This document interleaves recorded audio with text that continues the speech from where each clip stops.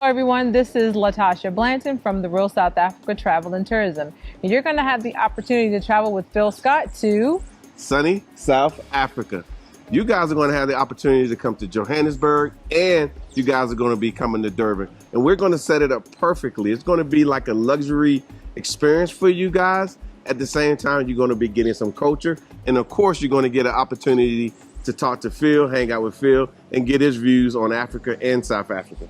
You're also going to get an opportunity to explore the lifestyles here that are available in South Africa. And we're going to do all that for you in an amazing 10 days. We do hope that you go to the website and book because we do look forward to seeing you here. Absolutely. Our website is therealsouthafrica.com. Go there, scroll down. You'll see a picture of Phil and just go ahead and book there. So we'll see you here in what we like to call sunny South Africa.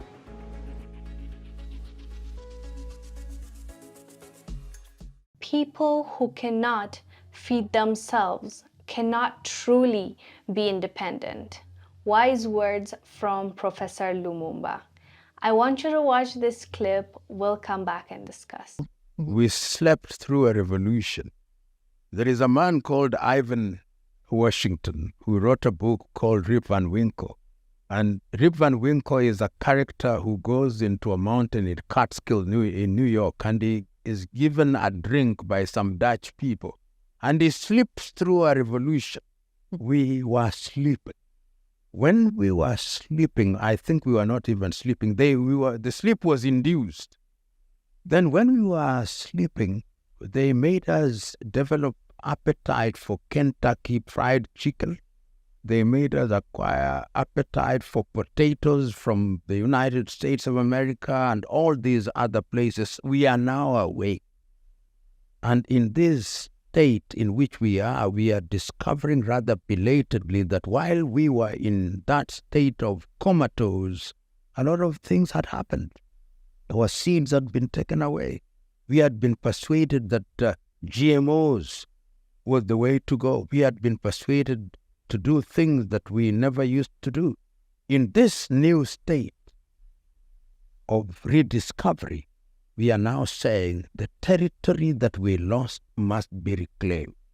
And that is how I understand seeding Africa. It's not for the faint-hearted. It is something that the headwinds are so heavy. When you go into the companies which are controlling seeds in Africa like Monsanto and Syngenta, they'll fight you, because that is their bread and butter.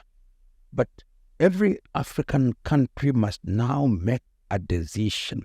If Africa is going to survive and thrive, the very first thing that you must do, even in a household, feed yourself, and feed yourself well, because the quality of food that you eat determines your life and determines your health.